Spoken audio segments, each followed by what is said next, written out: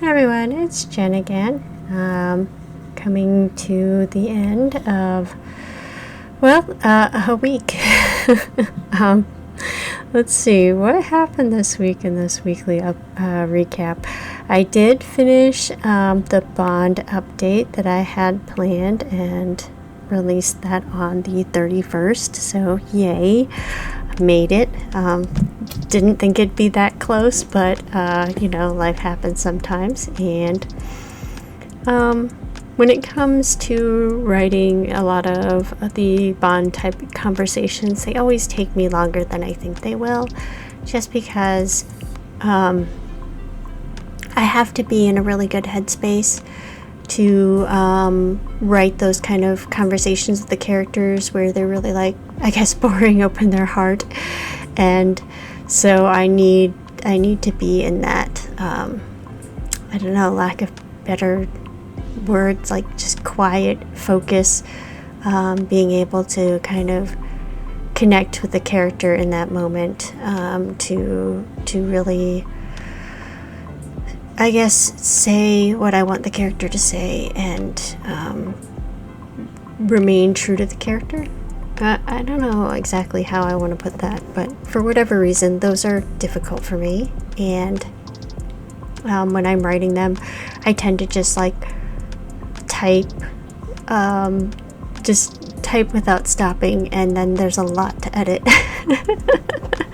There's a lot to edit afterwards, and although I did try to go back and find some of the errors of my ways, I'm sure there's still lots of things for my copy editor to find when she gets through the files. So right now I'm just showing some sped up footage of working on the next character implementation, which will be Jonas, the Eternal Spark. He is a fire priest. He is also not human, as you can probably tell by looking at the sprite, so that's interesting. He had a lot more layers that I had to work with to do the very limited animations that I do for the sprites. He was just a lot more to build and a lot more to work with because of that, and of course I always have to worry about the constraints of fitting the sprite in the area that's designated for them, so he's really pushing it on the width. Most of the characters don't even get close to hitting the 300 pixel width of the boxes, but his wings were just kind of, just touching the edges on both sides. So that I would have liked to, I think, make his wings spread out more, but yeah, just didn't have the space. So it was fun though. I got to kind of work with these animations that were a little more floaty. This video footage is sped up probably around 500 times. I think that I spent a good 45 minutes even just preparing the layers in Photoshop, and then over an hour, probably close to 2 hours, working on the sprites and anime effects. They will be exported as at a low frame rate of 10 frames per second, and then I'm going to convert them to WebPs, and I'll have to probably do a screen test. You'll see me kind of go back and forth with the Asher sprite to kind of reference the size of the sprite a little bit to try to make sure that Jonas isn't too off, but I'll probably have to tweak him again once I see him in game, because for whatever reason these sprites are very particular, maybe because they're small, that if they're just a little bit off then they look really weird. So sometimes I'll have to tweak the size percentage by 0.1 or 0.01% of size, just to kind of make them conform without looking too out of place with the other sprites that are already implemented in the game. And even though I reference a sketch And I even reference like the actual body parts of the sprite itself as I'm like making the different poses. For whatever reason, the sizing still gets kind of skewed and off, and it doesn't look quite right when in certain poses. So I have to go back and do a lot of like little tiny tweaking where I'm like, oh, the legs are a little bit too long, the head is a little bit too big, the head is a little too small, all that kind of stuff. Has to get tweaked, and I was doing some of that tweaking in the footage here, but I didn't really know what the final sprite is going to look like until I do some screen tests with it. Let's see, what else is on my mind this week? I'm trying to get a head start on working on Mission 8, which will have Jonas as a character. So I have to do his skill trigger animation, which is like those big full screen animations, so I'll still have to do that. I am also planning on trying to get Dieda's skill trigger animation done, because the next chapter update I have to have Mietta's skill trigger animation done as well, and so I'm hoping that since I did like the bond update as a separate update, that this update won't be quite as much work.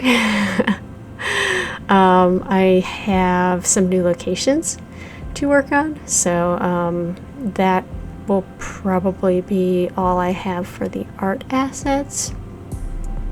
But it's a little bit of a transition chapter, where if anybody who's playing the game remembers where we left off in chapter 7, Asher was being detained at the Merchants Guild in Brookhaven, so that option to visit Asher will open up, and once the player converses with Asher, then Mission 8 will unfold, and Mission 8 again is kind of a transition chapter where it's sort of setting up the main divergence in chapter 9. So in chapter 9 is when the player will kind of go the two completely separate routes. So in Villain's Heart, it was either siding with Brookhaven or with the Crown, and so there will be like a similar divergence in this game where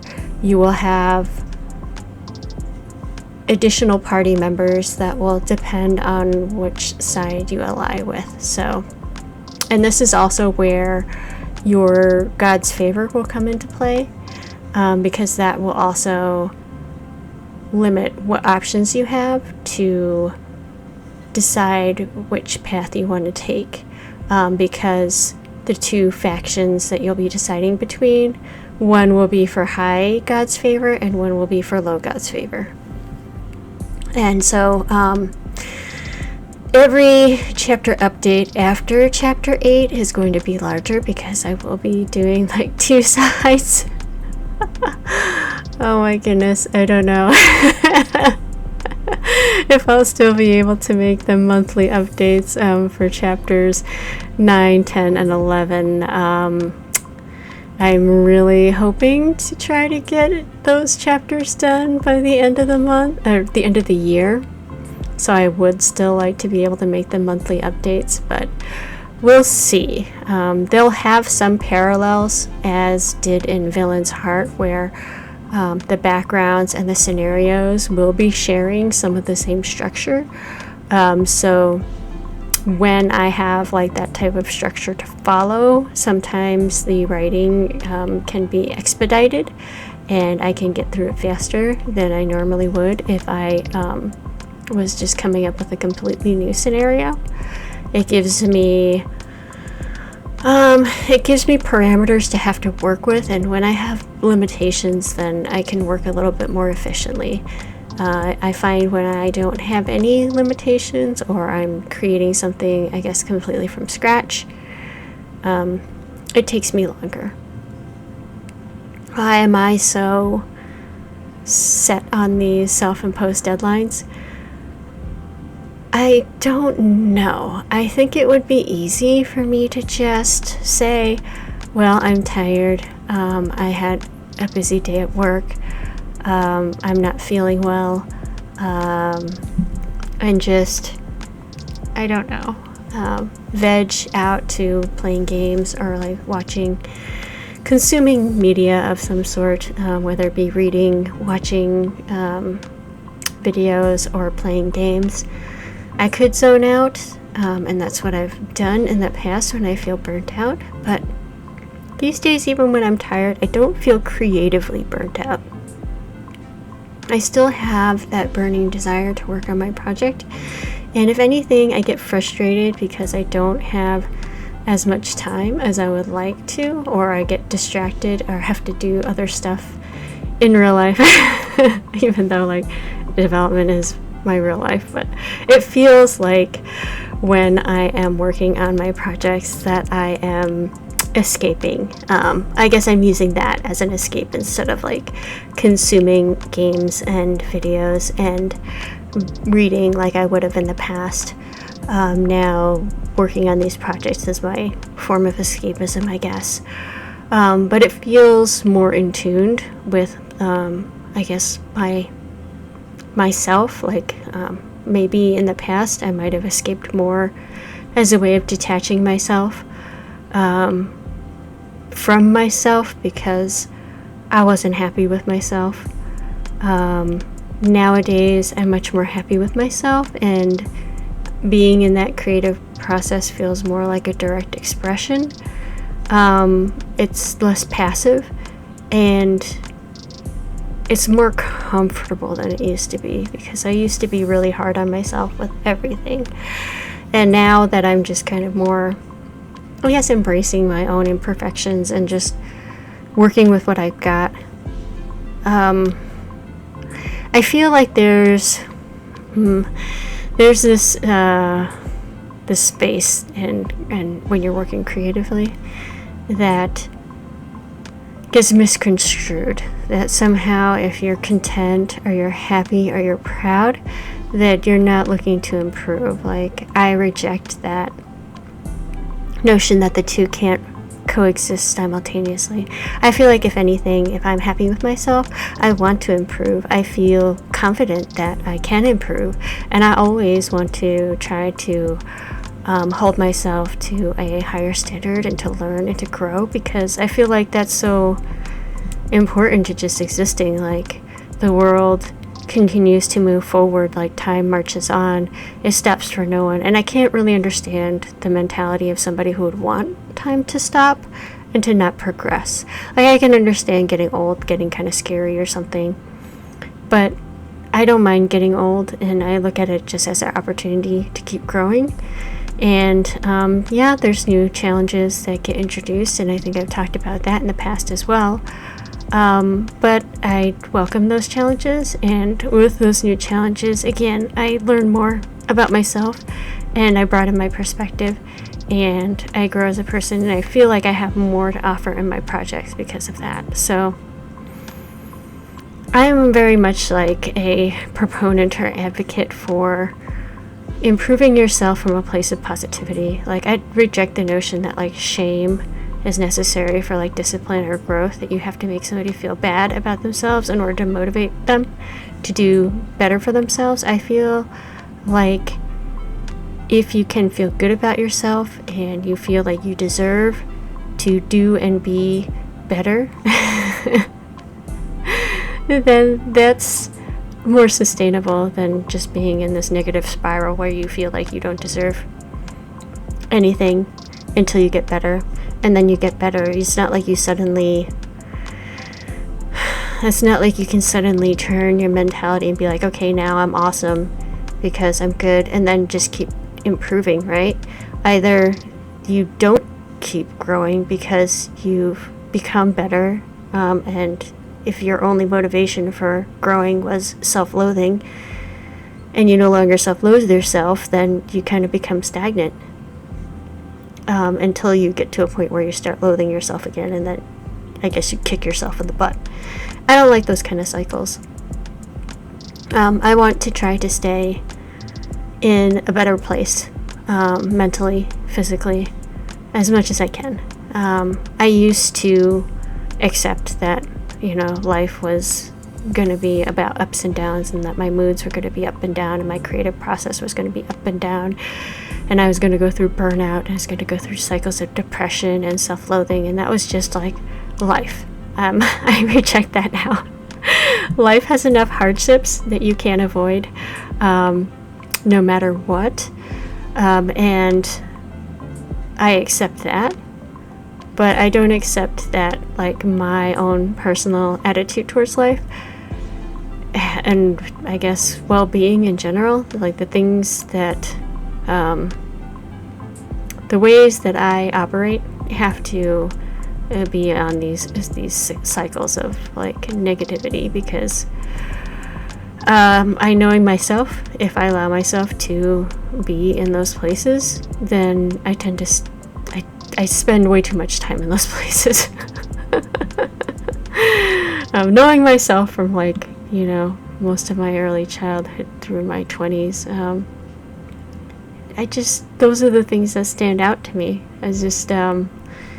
I know that I wasn't a completely negative person during those times, but when I look back on my life, that's what I remember.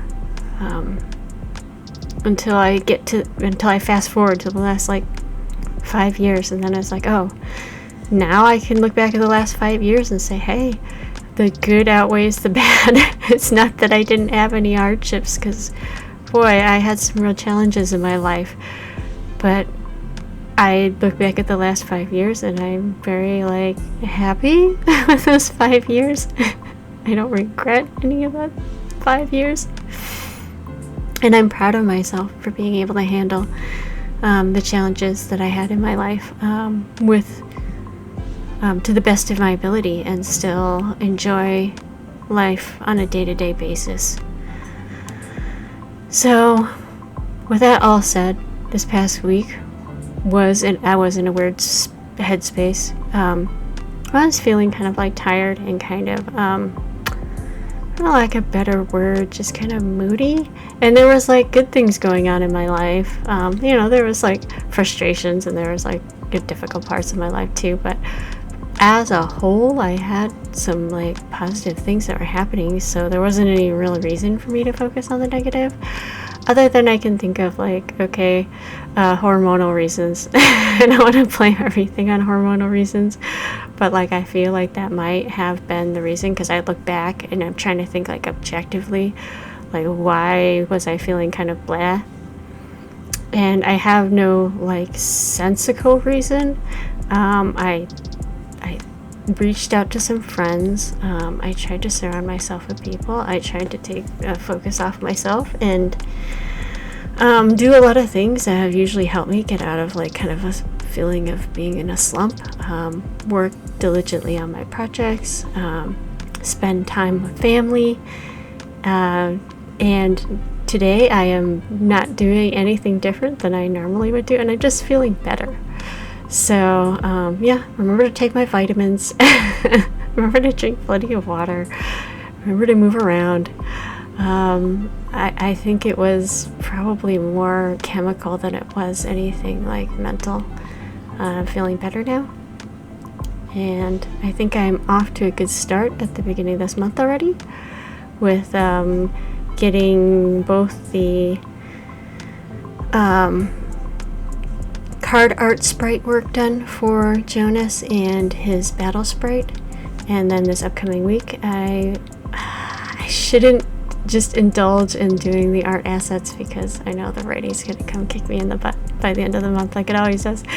But I was spending so much time doing the writing for the Bond update that I just want to work on art assets again this upcoming week. I don't know. We'll see what I end up doing. I'm gonna try to challenge myself to work on writing, because I do also want to implement some missions. So for those of you who are playing the game, there's this option to pay like 10,000 gold to join the Merchants Guild. And so far, there doesn't really seem to be any reason to do this other than have like the person who greets you at the front desk like treat you a little bit nicer. Well, there is actually a purpose to paying for that membership.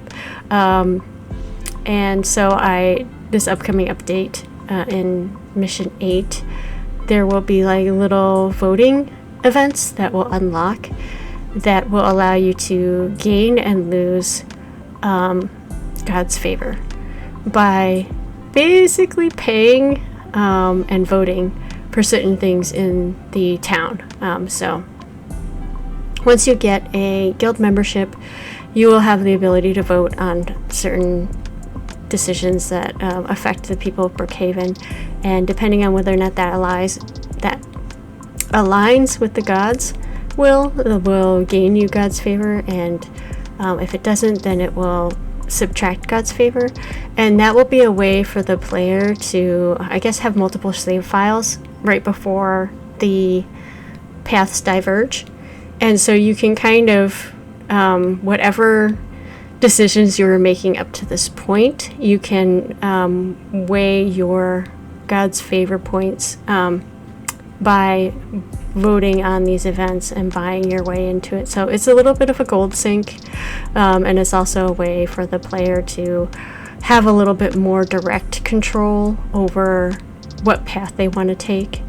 So up until this point, all the decisions that the player has been making, or several key decisions that the player has been making, have been adding God's favor points. I'm kind of rambling on right now, so I think I'll just leave it at that. Here's some card art of Jonas, some of his expressions. He is kind of an interesting character for being somewhat I guess kind of immortal. Why is there like a line across his face? Okay, let's fix that. Maybe some people's take on like immortal characters is that they're very like stoic, and because they've lived for such a long time.